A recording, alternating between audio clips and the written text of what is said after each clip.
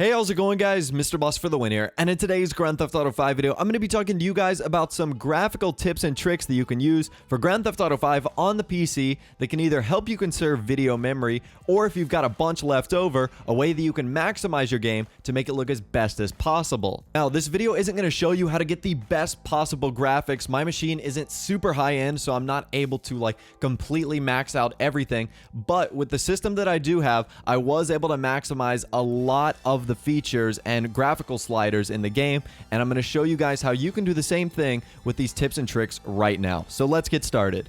So for this video, I'm going to be staying in two setting categories. We're going to be starting in graphics, and then a little bit later on, I'm going to move into the advanced graphics. So you can see my video memory is 3071, just about 3 gigs. So it's not the best system in the world, but it does allow me to do a lot of the things I want in Grand Theft Auto 5 and run most things on the high end. There just are some parts where I am limited, and I'll show you guys where I've had to cut back and where you can cut back too if you want to maximize a lot of the other sliders and features.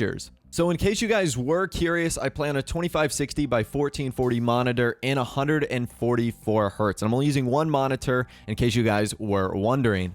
Alright, so getting into our first options here, the first thing we have is Fast Approximate Anti-Aliasing. Now, this is simply on or off, and when I turned it on, it didn't take up any video memory, and I didn't notice that when it was off or on, it had any effect on my gameplay, so I decided to turn it on because that does make my graphics a little bit more smoother, and I definitely noticed that the features help me out. Now, moving on to Multi-Sample Anti-Aliasing, this is going to be in a ×2 slider, so ×2, ×4, ×8, etc. It's going to be in those increments. Now, this is something that really does take up a lot of video memory. As you can see, as I go from ×2 to ×4 to ×8, it increases my megabytes by about 300 each time. So if you're lacking video megabyte space, this is something that you could maybe shrink down and you could improve other areas of your graphics. Or if you've got a lot of leftover memory, this is something that you could really ramp up and make your game look that much sharper.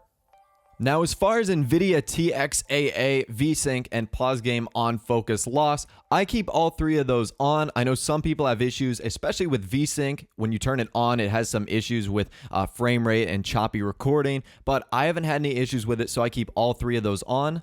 Now, let's move on to 3 more sliders: population density, population variety, and distance scaling. These 3 things are really cool. Obviously, population density is going to determine, how many people you have in a certain area in the game, which is awesome because when I crank that all the way up, it has absolutely no effect on my video memory. However, one thing that does is population variety. So if you are really lacking some space, you can turn down population variety and it'll save you about 300 megabytes of video graphic space, and that is something that is super cool. Distance scaling also has no effect on my video memory, won't have any on yours as well, so I was able to turn that all the way up.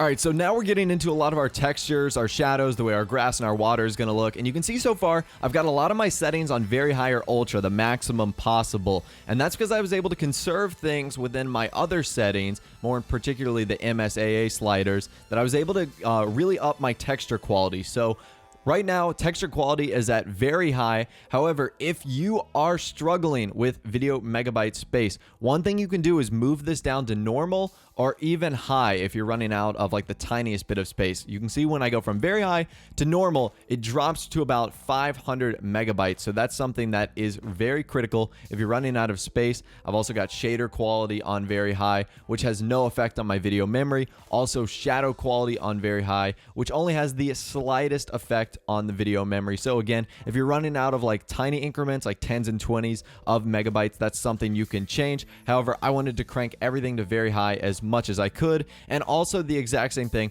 with reflection quality. There's only a few things in here that are going to really have a big impact on your video memory, which is one of the next ones, which is reflection Msaa. You can see if I crank this up to ×8, it has a significant impact on my video memory. It puts me over the threshold, so I was only able to get that to ×4, and basically I'm able to run things on very high, very high, ultra, and then ×4 for the reflective Msaa.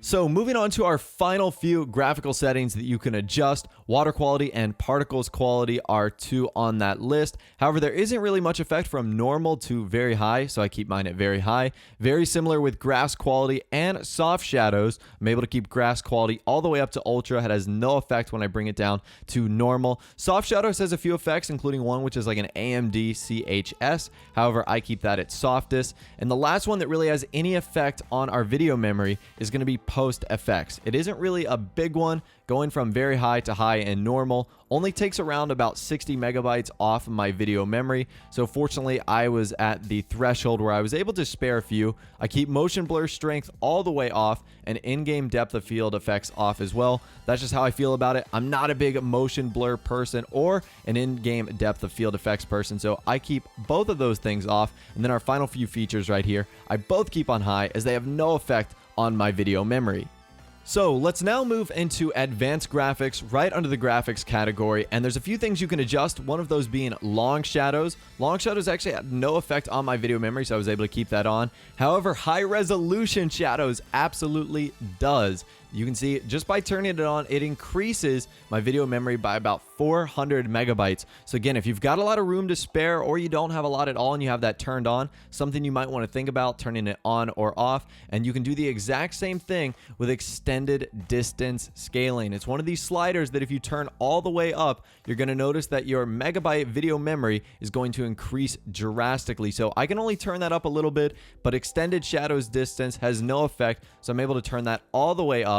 And that is basically the extent to what I'm able to edit with my video graphical settings. So anyways, like I said, I've got about 3 gigs of video memory and I'm able to do a good amount. Like I said, I don't have the best system in the world. And even if you have less video memory, there's still a lot you can do. You've just got to sacrifice a few pieces here and there so that you can bump up your quality in other areas. And the things that I mentioned are pretty good at, taking away what you do need and, getting rid of what you don't need. So anyways, hopefully you found this video helpful. If you did enjoy, a like rating would be awesome. And of course, subscribe to my YouTube channel if you are new or like daily Grand Theft Auto 5 videos like this. With out of the way, guys, like I said, thanks for watching. Take care, and I'll see you guys in the next video.